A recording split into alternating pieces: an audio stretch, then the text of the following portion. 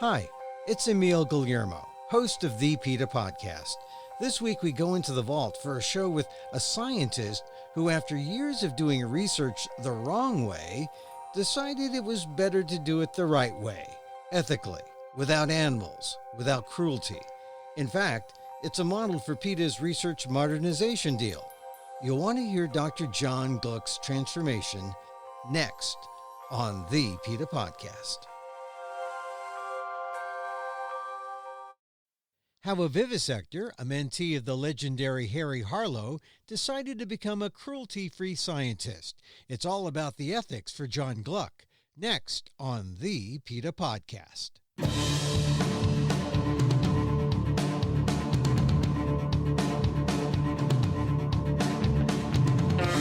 Welcome to the PETA Podcast.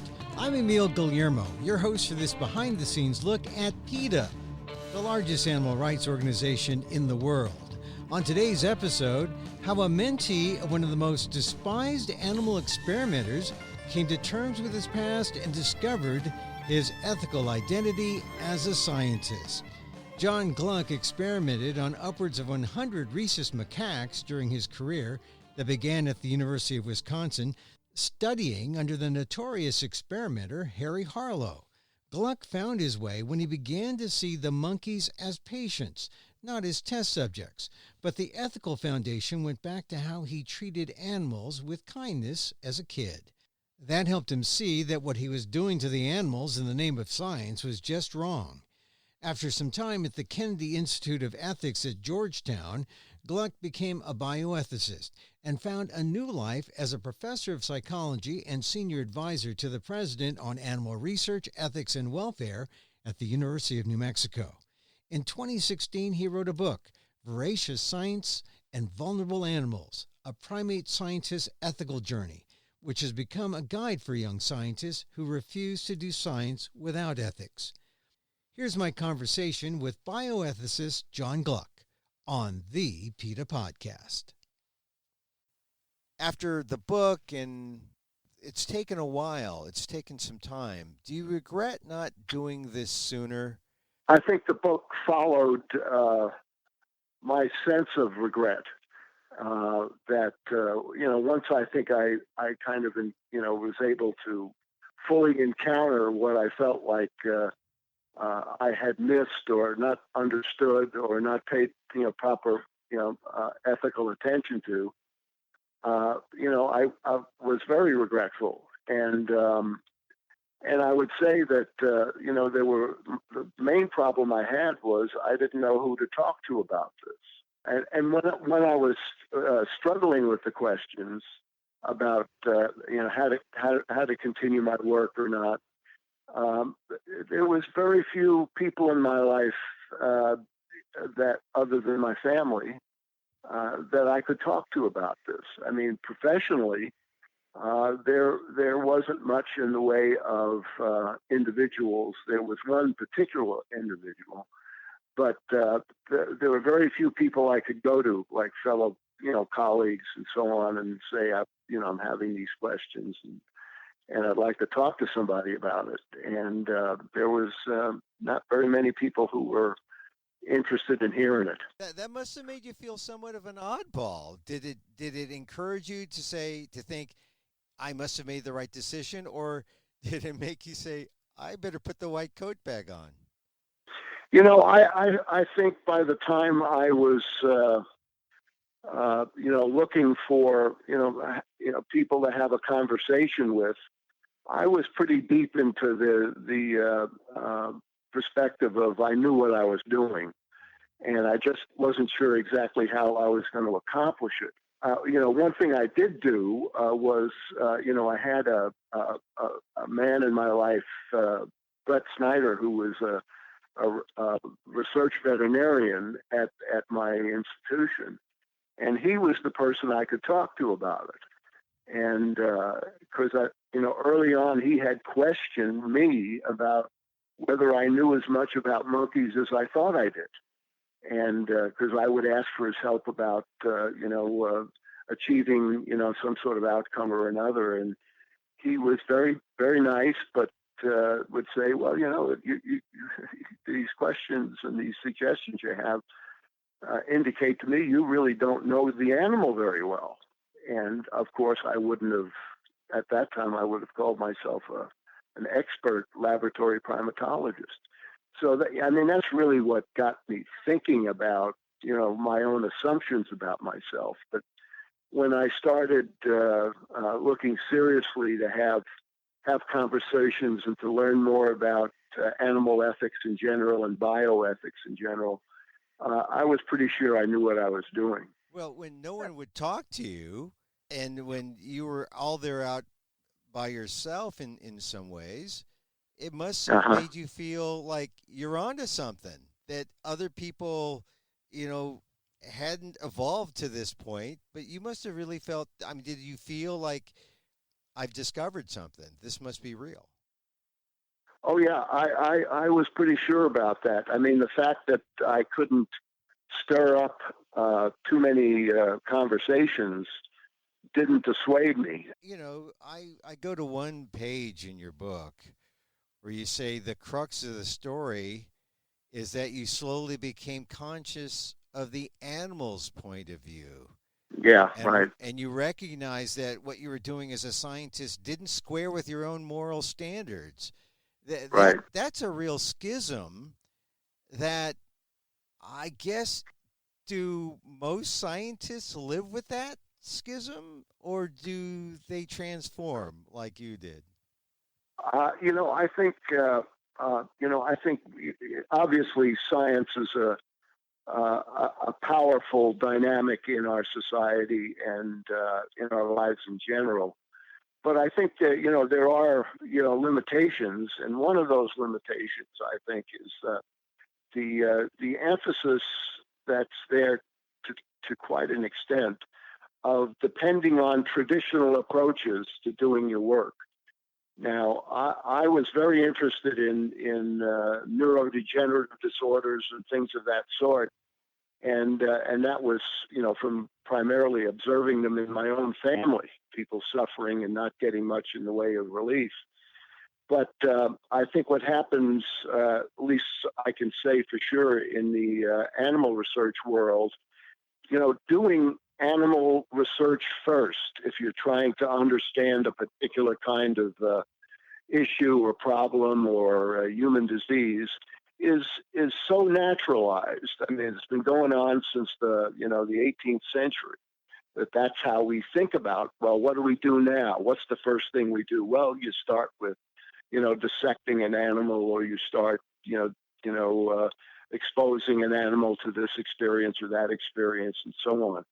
And it's what some people have called a thought style that gets developed. There was a microbiologist back in the 1930s, a man named Ludwig Fleck, who wrote about this, and he talked about thought styles and the solidarity that gets created around members of a collective. Hey, John, are you talking about science? Or are you talking about a cult? Well, I think what Fleck was talking about was what were the things that we had to be very much aware of in order to have a solid and valid science. But he also recognized, and others, of course, have recognized it as well, that doing science is also a social activity, and some of the dynamics that control and influence social dynamics in non-scientific settings also find their way into understanding about how we're going to operate in a particular scientific lab. And so I wouldn't use the word cult, but I would use the word collective. That there's that you develop a sense of confidence in what you're being taught about how to proceed with your work. And so everyone should look at their org chart to see how this confidence collective thing comes up, and how thought styles have a role here. And so, what was the scientific thought style that you were you trapped in it? Is that how you view it now? Well, the thought style that I found most uncomfortable was just what I was saying. You couldn't get people to talk about the ethics of the work. And let me give you an example of that. I was invited by a member of the medical school faculty to debate him about whether nature or nurture was most important in the development of intelligence.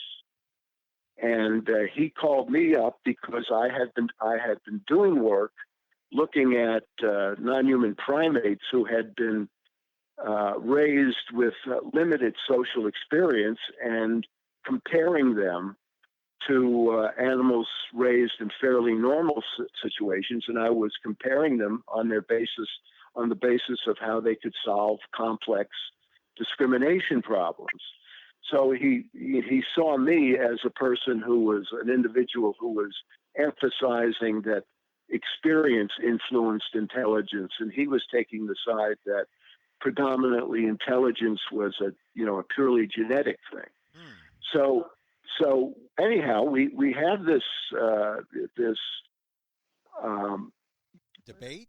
No, it was a debate. It was a very pleasant kind of setting in front of about 150 medical students, and he was talking about the work that was these twin studies that had been going on for about 80 some odd years, comparing the intelligence scores of twins raised together and raised apart and things of that sort. And of course, the evidence there was that there was a very strong connection between twins who, even though they didn't have the same environment, they tended to demonstrate similar kind of intellectual IQ performance. And I gave some study. I talked about some of my own research where we were feeling that we could manipulate intelligence in non-human primates by either lowering or increasing the complexity of the environments in which they live. And but then it occurred to me that there had been a book written very recently. Before this particular debate, and it was written by a Princeton psychologist who had studied a lot of the methodology and papers of this psychologist Cyril Burt, who was like one of the first people to really do these twin studies and make the argument that environment has very little to do with development of intelligence. But anyhow, the importance of this particular book was this psychologist had determined that the Cyril Burt had made up his data, or had to a great extent had made it up, falsified. He falsified. He falsified it, right? And so I bring this up in my part of the debate, and I said, well, there is this research that some of the fundamental studies may have been fraudulently produced. The conversation stops, and and students leave, and I go up to this fellow, and I said, thank you for inviting me, and so on. And he's looking at me like it was the most hostile look I'd seen on a person's face since being a teenager. And it was like, well, what's the problem? And I stuck my hand out to shake his hand. He says, well, and he wouldn't shake my hand. And he said, well, the thing is, I will never invite you again to have this discussion. And I said, well, why's that? And he said, well, you let the cat out of the bag. I said, well, what's that? What do you mean? He said, well, you confused these students by bringing up the possibility of there being some ethically significant fraudulent activity going on in that particular research laboratory. And I said, well, how is that isn't that something they should know? But he was like, you confused the students. They needed to hear, an absolutely straight down the line, this is what the truth is, and so on and so forth. You were the authoritarian in the white coat, although on the other side of this doctor, you're the authoritarian in front of these medical students. And to the other doctor you were debating, you were the white coat brotherhood. You broke the white coat brotherhood principle, I guess, huh? Well, I guess so, but I didn't know I had such a thing. Yeah. I didn't know there was such a thing. I mean, I was aware that there is an ethical framework around science, but what he was telling me was, look, we don't talk about those things. And I was so shocked by that it was like, well, it just seemed absolutely absurd to me. And I began to reflect a little bit more seriously about how little I was thinking about ethics in the context of my work and in the context of my interactions with non-human animals. And it was like, my idea for a study was I just needed to have it. Yeah. And if I had a good idea, we just did it. And compare yourself and your reaction with the other scientists. Were the other scientists that you knew, were they acting just like this other fellow, like, we're just doing it and we're part of this thought style? Is that sort of the way things, that was the status quo, that was the tradition, right? Well, I think so. And I would say that, it wasn't like, for example, you'd hear, evidence of somebody's lab perhaps mistreating animals or doing, improper surgeries or things of that sort. But it wasn't something that was discussed openly. Was this the first time that it hit you? You said you were shocked, but was this the first opening that said, oh, this is an area of inquiry that most of my fellow scientists aren't going down? I got to go down in there and see. Well, yes, I think that's what that really, broke through the resistance of, just sticking with tradition and the ways I was taught to do research and how I was taught to come up with problems and develop methodology. So I think that was an extremely important moment, and it was pretty early in my academic life. So, and but it wasn't enough to get you off track. Describe the moment, John, where it went from, here is a scientist who falsified the evidence for this twin study. When did it get to, here I am with a live monkey trying to get a study. I've got hundreds of thousands of dollars for me and the university. We've got to do it, but there's something wrong here. When did that moment happen? I mentioned earlier my interactions with the animal lab vet, Brett Snyder. Right. And let me put it this way. This particular veterinarian, and I've worked with quite a few others over the years I was in graduate school and so on. And most of the time, the vets in the labs were expected to help you get the research done. If an animal was losing too much weight, you would go to the vet and say, well, the animal's losing too much weight and we need to get the weight up so we could continue this drug study or whatever it happened to be. And that's pretty much what most of the people I saw as researchers, what they expected from veterinarians.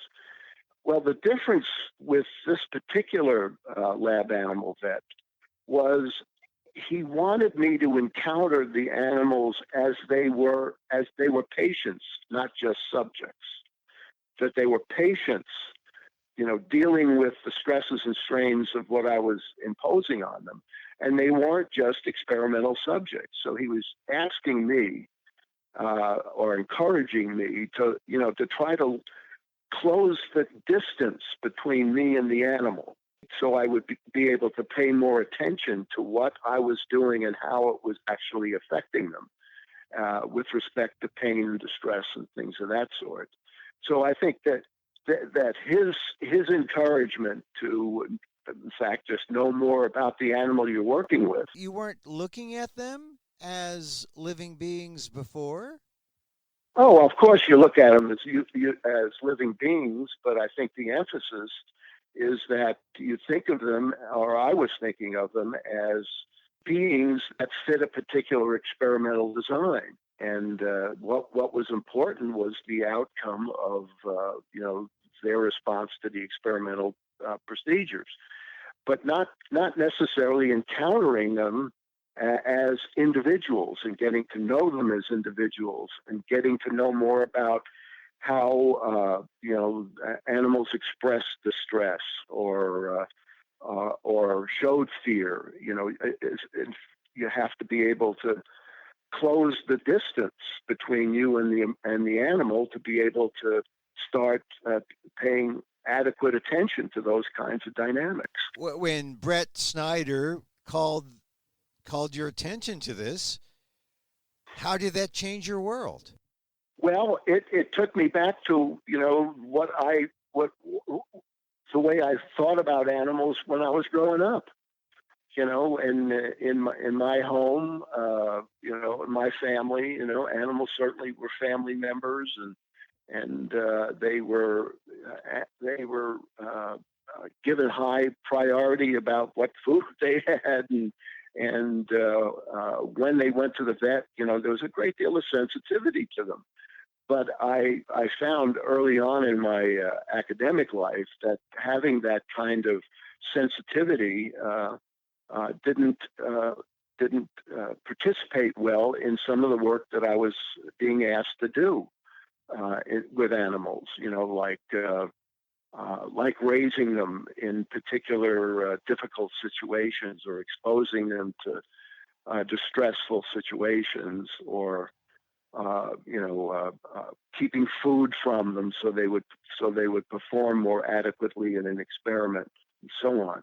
So it became a clash between, what do I do here? I want to be a scientist. I want to study these particular issues that I'm really fascinated by.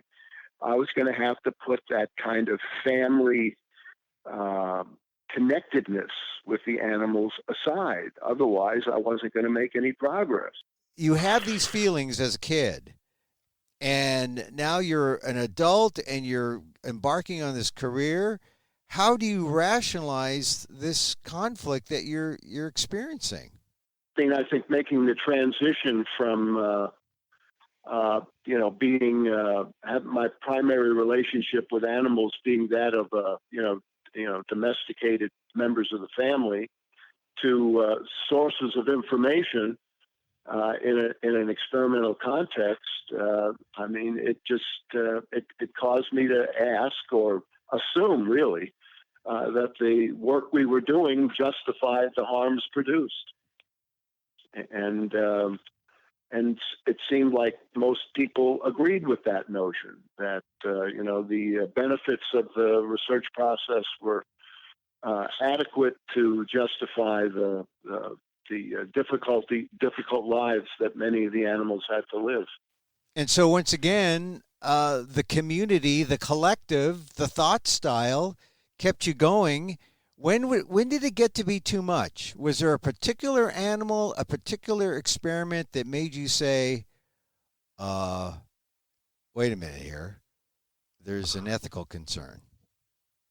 Well, I think the experience of being encouraged by the veterinarians to close the distance between me and the animals, so that I was paying more and closer attention to them as beings that were capable of suffering.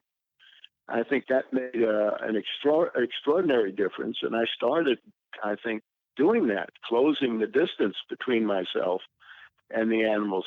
And I had it wasn't like one incident that changed me. It was just a lot of discoveries over a fairly long period of time. Well, describe the key one that said, this is the, I mean, I would imagine that the distance was further than you thought, huh? Between when you were trying to close the gap? Yeah. Oh no, I think that's right. I think that, there was, I know in my book, I wrote about an interaction I had with a female rhesus monkey numbered G49. And I was asked to come up and look at a monkey that was limping. While I was up in the lab, I was watching this monkey G49 behaving in a way that I just couldn't quite understand what she was doing. So I spent a lot of time paying attention to her. And she was living in an individual cage, and I would see her. Sometimes she would sit at the back of the cage, and then she would run up toward one of the walls, which was a solid wall made of stainless steel, and she would press her face against it, and then she would sit back down and make all these facial expressions and things of that sort, and then she would go up on this wall again. And what I realized eventually, what she was doing was there was a bolt missing in that solid wall. And what she was doing was using that bolt hole to see other monkeys in the room. And then going back and like she was trying to direct social signals through that little hole toward other monkeys. And then she would jump up there again to see if they'd reacted to it or if they had been able to see it.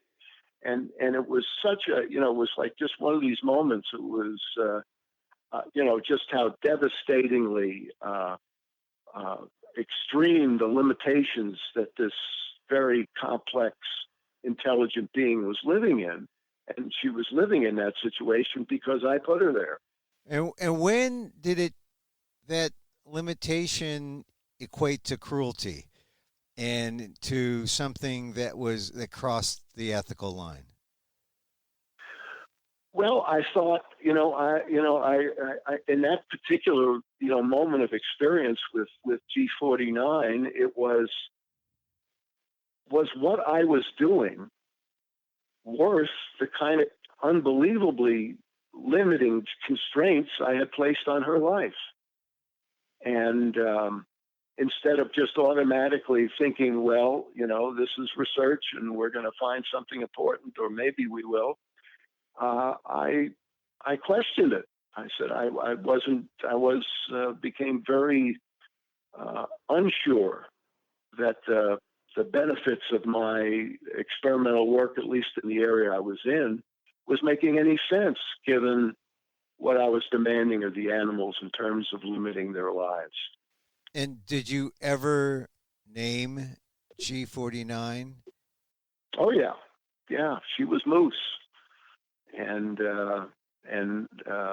she had a name, but we tended to use the numbers as, to keep that distance. And when you cut that distance, her name was, did you say Loose? Moose. Moose. Okay. Like a moose. Yeah, All right, so, like a moose. So I thought you said loose like Lucy, but she was Moose like Moosey. And so when you started seeing Moose as Moose and you cut the distance, how did that impact your scientific work, and how did it cut the distance between you and science? Well, it made it clearer and clearer to me that this was a violation of my own moral preferences, and that I couldn't, if I was being honest, I couldn't be so confident that the benefits coming from the work were worth the limitations I was placing on these beings. If you weren't honest with yourself, could it bring into question the credibility of the honesty or the truth that you're trying to find through science? No, I wouldn't say that. I would say, that, trying to understand, like I thought I was, primarily trying to do, was the understanding how the environment influences brain development and supports activities like learning and so on. I think those were good questions, but I became clear that the way I was pursuing those questions was ethically improper, and that it called for other ways of doing this. So, not changing the questions necessarily, right? But finding other ways to chase down this information in a less damaging way. So you looked for alternatives, but given sets of scientists who'd say, "Oh, well, he's abandoning that. We'll just continue on the traditional way. We'll get to the answer quicker." Was there that kind of competitiveness that you found amongst other scientists in the lab or competing labs? When I was making this turn, how other scientists and colleagues were conducting their professional activities became less of a competitive comparison. It was. I think the question of how I could be a scientist with an ethical identity became the prominent and primary focus of what I was trying to accomplish. So, in other words, it was still pretty much you and how you can deal with this clash, but as far as other scientists go, well, how did you... there's a gap there, too, between you and the other scientists if you're going in these alternative directions. How did you deal with that gap with the people who would insist, well, of course you could do that to moose. Of course you could do that to G49. Yeah. And, it had to eat at you because you had these values. How did you reconcile those things with amongst the other people in the collective? When academia works well, changing positions or changing theories or changing approaches to the study is usually accepted. And I think, I was a tenured professor at this particular time, so I had a job that I couldn't be fired from, and of course that was traditionally why the tenure system developed, just so that people can change direction or go left instead of going right, as they had been in terms of their intellectual work. So I would say that, I think people were unhappy with me when I decided that I needed to close the lab and I got more involved in bioethics at a professional level. I think people were annoyed, and I think I probably didn't get as good a raise as I might have on some of those initial years. But there was never a question that you have to stop changing. It was the expectation you would. But John, what you're suggesting though is such a radical departure. You just mentioned how much you were, in a way punished by not getting certain raises, but you had to see this as a real, not just a turn, but a real 180 in a way, as you searched for alternatives and started to look at animals as real beings that felt pain, and that the things that were happening in that lab were essentially cruel and horrific things in some experiments, right? No doubt about it. From the perspective of the animal, there's no question that what you say is correct. You're describing some real not nice things that your colleagues are doing to you, like practically disowning you. And you were doing a total 180 from science. So that had to impact you somewhat, or a lot more than you're letting on. No? Well, see, now I would put it a different way. What the path I was developing was not away from science, but away toward ethical science. And my plan was to begin teaching more in the ethics realm of research, both human and animal. That was the decision I'd make. How could I contribute? I could contribute as a teacher, as a professor, teaching students who are taking on a scientific profession the importance of ethical discovery. And so that was how I saw myself. I didn't see I was leaving science, but I was developing a proficiency in the ethical frameworks that should embrace science.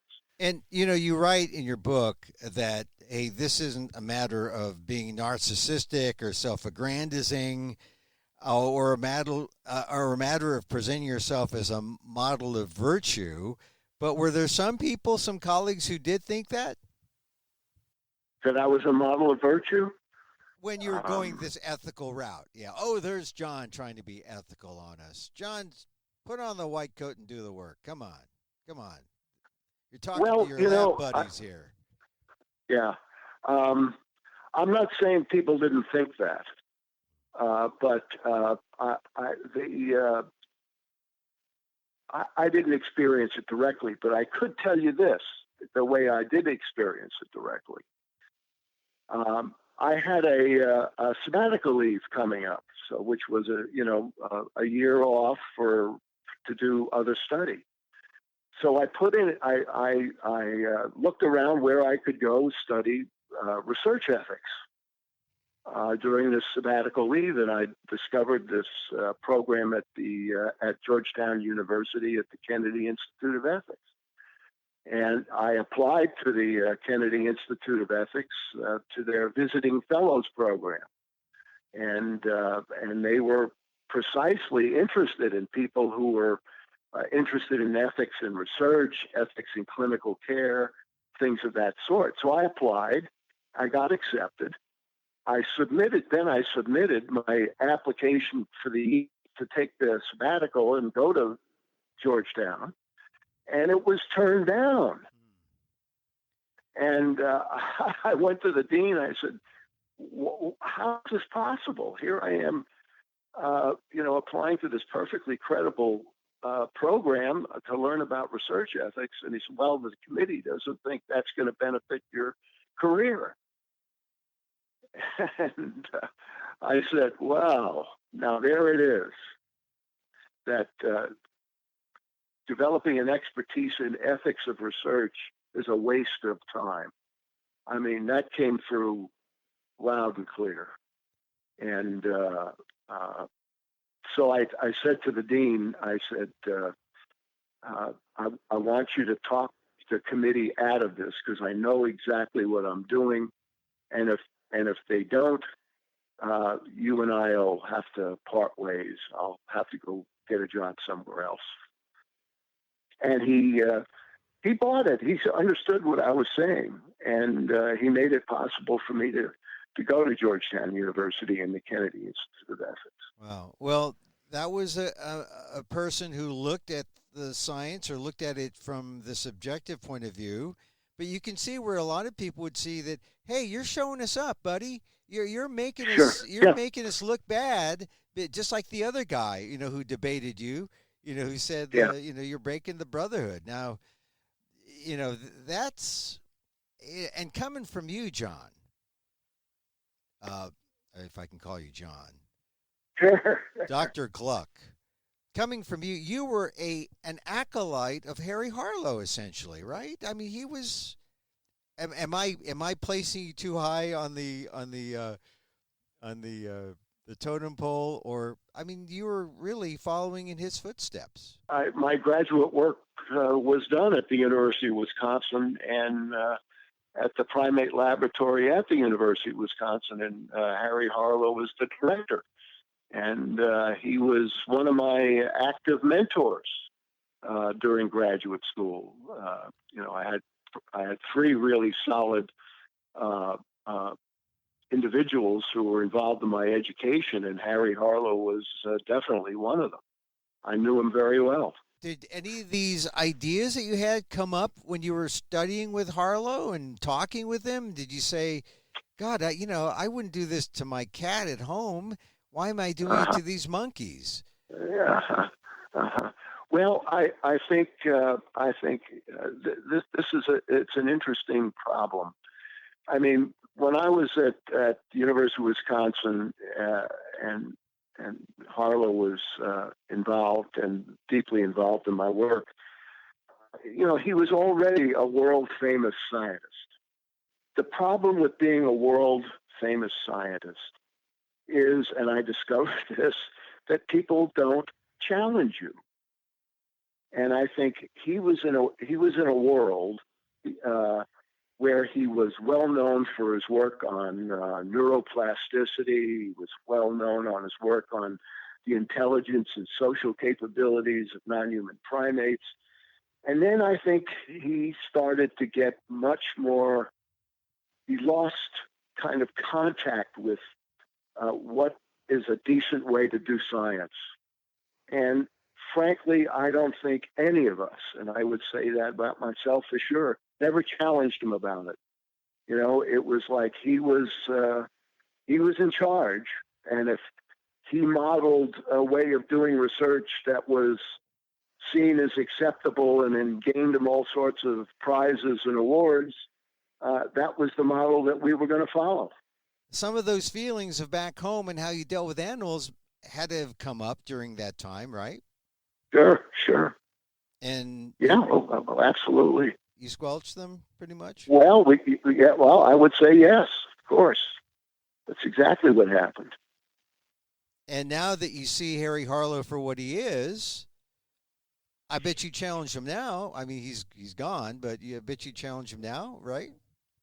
Well, I think a lot about Harry Harlow, and I mean, and not just the some of the very painful studies that he did, but he was a very supportive mentor, and I think I didn't take advantage of him. I didn't challenge him, even when I was saying, well, gee, I think this is going too far in terms of an experimental setup. And my question you might ask is, how would he have experienced those challenges? My sense is he would have listened, because he was ahead of the pack when it came to understanding the intelligence of non-human primates and the social dynamics of their development and so on. He was way ahead, but he didn't see the ethical implications of those findings. And I think we, or some his colleagues, failed him too. You say he would have listened, but how about this question? Were there ethical alternatives back then that he could have embraced and should have embraced? I think the alternative, of course, was doing what you could with humans, and the idea of, like, say, studying orphans or individuals who have been raised in homes where they suffered abuse and things of that sort. I mean, that was a direction that could have been taken. That would have been more direct in trying to understand, how development can go wrong during the socialization process. And but it was like, he was a primatologist, and that's another one of those limitations that we've been talking about, is you start thinking of yourself as a particular kind of person, and this is the kind of work that you do, not this work, not the alternative work, not the other way of thinking about it. So, I mean, I think he was stuck there too. but I should also say he got a great deal of support that felt that he was doing what needed to be done in experimental ways, even if it was being done with painful outcomes and with non-human primates. John, you broke up a little bit. He got support from the university. What were you saying? He got great support from. He brought in millions of dollars worth of money to the university. He was a highly sought after lecturer, and when people invite you to give a lecture, they usually want you to give it on what's made you famous. Yeah. John, you write in your book, you say that to avoid ethical reflection requires an extraordinary level of self-deception, rationalization, and selective blindness. Have you thought about that? I guess it's kind of like a cloud that hovers over you. Yeah. Where are you now in terms of all of that? Have you now see clearly, or how would you where would you put yourself now? Where would I put myself now? I can understand what I was involved in and what some of my colleagues were involved in, but I can't justify it. And I think that quote you just read, I think I believe that to be precisely true. That it takes a good deal of not paying attention to reality to carry on some of that work. And there's no doubt about that. There was an idea in the book. You called yourself a monkey life thief. Explain that. Well, I mean, that's how I began to see what I'd done. It's just another way of saying that what I was doing was not ethically justified. That I was apprehending lives and getting them to dance to my tune, and I didn't think the tune was worth humming after a while. And is there any sense of like how many monkeys you were, that you dealt with? Did you ever quantify it and think about that? Oh, sure. I mean, after a while, the Animal Welfare Act required you to submit records on how many animals that you were using, what species, were they animals that were being used in experiments that were painful or not. So, I mean, that process required by the Animal Welfare Act, I think was part of it. You start to see the numbers of what this work is requiring, and what would I say? I think I interacted with probably personally responsible for certainly over 100 non-human primates. And do you think about the things that you made them do, or that you put them through, besides like moose, G95? Is there one thing that comes to mind that when you're more reflective and thinking about those days when you were in the labs, that it just reminds you that you're doing the right thing now? That was why I wrote the book, because my sense was it wasn't enough to regret just in private. It was more important for me to regret and explain that regret more openly in a public forum, and hopefully influencing some of my colleagues, and so that they would understand what motivated my changes and why I thought it was important to have that discussion and to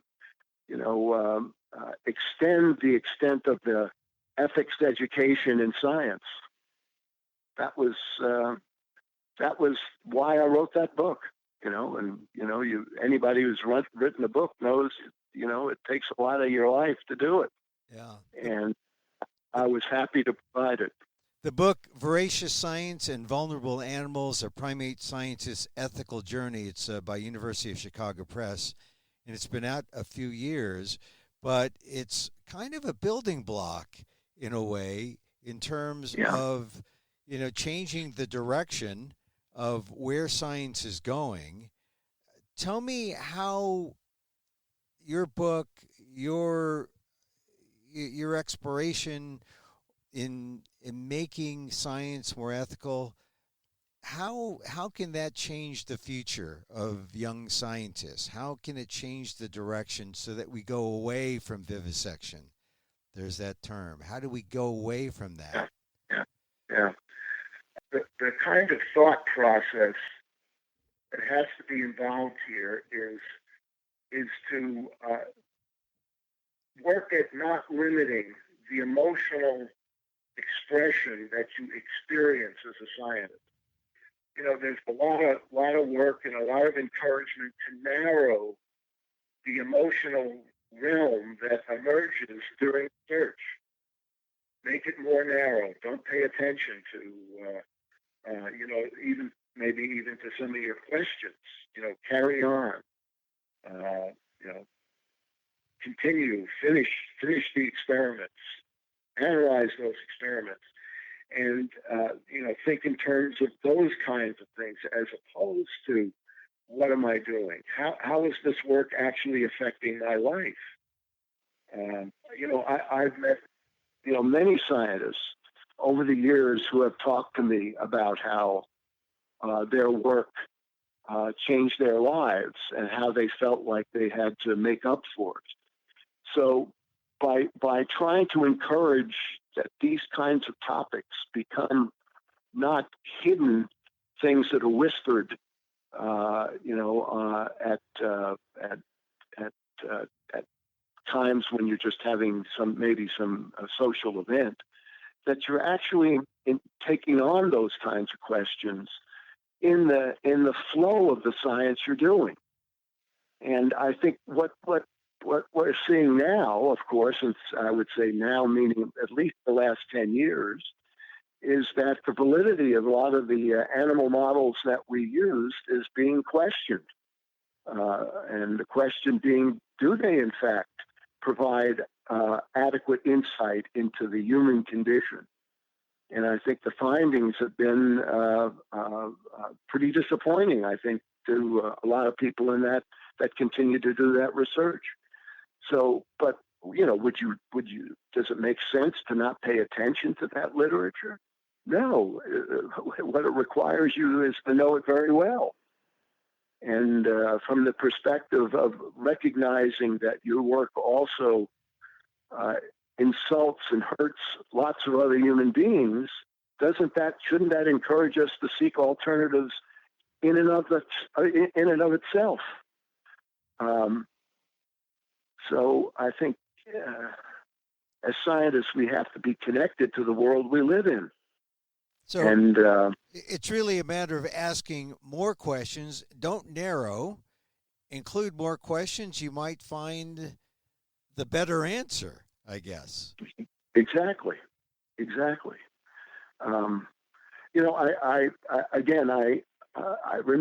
was an incident that occurred in graduate school that has stayed in my mind for all this 50 some odd years. And it was, I was at a meeting and we were all discussing the research that had demonstrated that the chimpanzee Washoe had learned American Sign Language. And we were having this discussion, and it was all a very heady discussion about, is American Sign Language a language, and all these various types of linguistic analysis of the data. And one fellow who was in this group raises his hand and says, "I have a question." well, what would you do, or what would you have to do if this chimpanzee Washoe, using American Sign Language, signals out, "Let me out of here. I don't want to do this anymore." Well, what would your question be? What would your responsibility be? And I mean, he was raising an ethical question, and frankly, we didn't recognize it as such. But it was the great question. It was a great question. And those are the kinds of questions we have to be asking ourselves as scientists. And Well, John, one of the other questions is the question of relevance, and whether or not any of these studies are applicable or relevant to really a direct, making a direct hit on the human experience, or to answer any of the human issues that are out there that you're trying to find answers to. And generally speaking, it's not relevant, these animal studies, right? Well, I think what's becoming clear that depending on the animal models to give us direct answers to how to intervene in human disease is becoming more and more clear. It's becoming more and more clear that they're not as effective at doing that as we once hoped they would be. So, and it's just the crying out for alternatives. So what do you tell the young scientists? And I know that one of the things that PETA has done in the last 10, 15 years is it's grown its number of ethical scientists who are looking for alternatives and looking for ways to end vivisection. What do you tell the younger ones who are stuck in that we're not challenging Harry Harlow enough, we're not going to dare challenge our community of scientists? How do you tell them to, or what do you say to them that would get them to make a breakthrough for themselves? Well, I think one of the major problems that students face in the animal research world is that when you first get started in a laboratory that uses animals for biomedical or behavioral research, you have to recognize you know enough to be overly trustworthy about what your mentors are telling you to do. I mean, when you first get into the laboratory situation, or you start taking laboratory courses and so on, you're in a position you're being told how to do certain kinds of research, how to think about it, and where the animal fits into all of this, and so on and so forth. But you have to recognize you don't know enough yet to be critical of those suggestions you're getting or directions you're getting from your mentors. So it's like you don't turn your life over to your mentor. Like, she's got the whole thing all settled, and what she's telling me to do or what he's telling me to do makes total sense. That's just not the way we operate as thoughtful, ethical, and creative scientists. I mean, that's the kind of thing I try to tell people. Open your mouth. Be critical. Ask naive questions. They have a place. Don't be quiet, and be civil, of course. But you've got to be verbal and allow your curiosity and your questions and your even very difficult questions about ethical relevance to be expressed. And really, that's pretty good advice, not just for scientists, but for journalists and activists and citizens and people who are in public life, or people who are dealing with public issues, or just regular people, period. Right. That's right. Yeah, I mean, it's, I try to tell students in science, especially in the psychology and neuroscience areas, your job is to get smart and to know a lot about the brain and so on and so forth. but your job is also to develop an ethical identity. And you can't leave that behind. And you got to get rid of that self-deception, I guess, that you mentioned. Oh, yeah. Oh, exactly. Exactly. I mean, that's one of the main problems of living life in general, is trying to not deceive yourself. So it is an evolution, being a scientist. It is an evolution, this ethical journey. And how happy are you now? How comfortable are you now with yourself after having written the book and after after stopping doing what you did to those animals? Well, I'm very pleased about having made the change from being an animal scientist to a bioethicist that is concerned with the ethical justification of animal and human research. I mean, I think this is where I've wanted to be for much longer than I recognized. And I mean, I came from a family that they weren't overly religious people, but they were very ethical people. They thought a lot about what was the right move and what was the wrong move. That was a topic of conversation that was pretty common. And we didn't discuss Plato, but we discussed, living with integrity. And so in that domain, I feel, that I'm proud of.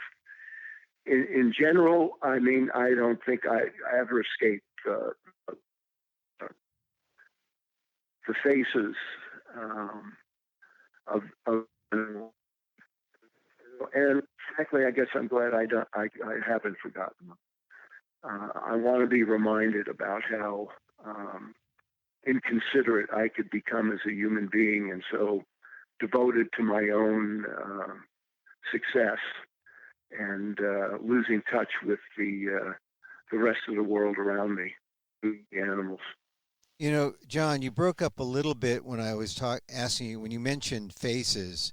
You said in general you don't ever escape the faces. What did you mean by that?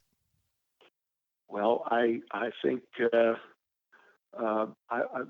very few days go by where either in reflection, reading about somebody else's work, or just being in that reverie of being calm, when I begin to see the cages and the animals and their predicament, and seeing their faces as individuals, seeking for justice and decent care, and that I missed a lot of those opportunities. So those faces you don't forget. Exactly, you don't forget. Well, John,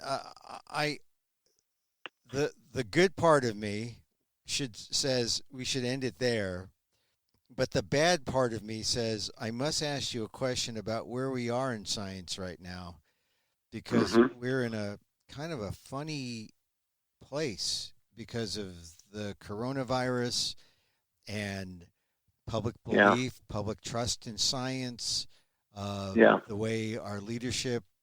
I mean, it's somewhat of a different, question, but it's related, because it's all related to how the public perceives science, right, and how we perceive the guys in the white coats. And we should challenge them, but tell me, what are some of your thoughts, given the specific time that we find ourselves in now in our relationship with science? Well, I think the pandemic that we're experiencing around the world, and certainly in the United States, I mean, what it illustrates, I think, is how complex learning is in the scientific world. It's not like you conduct one or two comparisons and you've got the picture of what one needs to do. Like I was talking to a person the other day and they were saying, well, why don't we just protect the vulnerable people who are vulnerable to COVID-19 and let the rest of us go back to work? And I said, well, do you know who all the vulnerable people are? I said, I know it'll take an enormous amount of research to discover all the vulnerabilities. It's not an answer that comes quickly. And the importance of communication and the importance of the public understanding how science actually operates I think we get to see that understanding is not very good when you hear people just getting tired of being exposed to the important recommendations about public health measures. And the other thing that the pandemic tells us about is just that, public health. I mean, public health is an undervalued dimension of our medical and scientific world. It's more like, you get famous in science when you cure a disease. The person who finds the key to the cure for lung cancer will be a very famous person with many trophies on their wall. But a person who is working to modify the way we live in this world to benefit our health and how we can change our environments and our diets and things of that sort. We have to spend much more time in public health and not just finding the answers and cures to specific diseases. Well, John Gluck, I really appreciate your time. I've enjoyed our conversation, and I'm glad the dog barked there in approval. Yeah, well, I've enjoyed it too, Emil. Thank you very much. Well, I appreciate the opportunity. Yeah, and even though you called me Emil, I say Emil, but you're the first one. Emil, okay. I'm going to let you say Emil because that's good. Because it's an authentic Emil coming from you. Well, but I hope that we can talk again because this is an ongoing thing. Your message to young scientists, your message to people who are, who have to deal with science, your message to the elders in science. It's important that they all consider the ethical questions. So, John, thank you. Yeah. Okay. Thank you, Emil.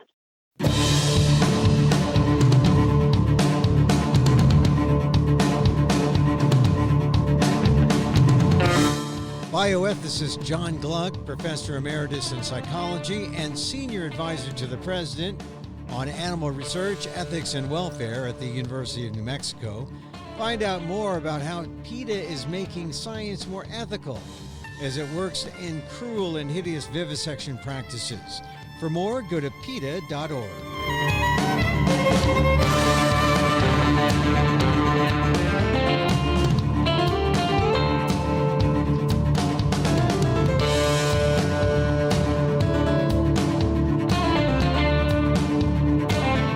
And that's our show for this time out. Contact us at PETA.org. You can find me on Twitter at Emil Amok. That's EMILAMOK, or on AMOK.com. Or see my work at ALDEF, the Asian American Legal Defense and Education Fund.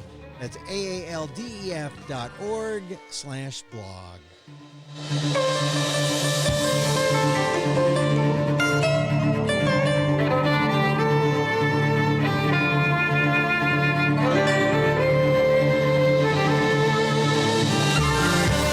Once again, thank you for listening. Check out all our episodes on your favorite podcast app or on Apple Podcasts, where you can rate and review the show. It helps get the word out about the issues you care about. And don't forget, you can help the animals and PETA, especially if you have Amazon's Alexa. Just say, Alexa, donate to PETA.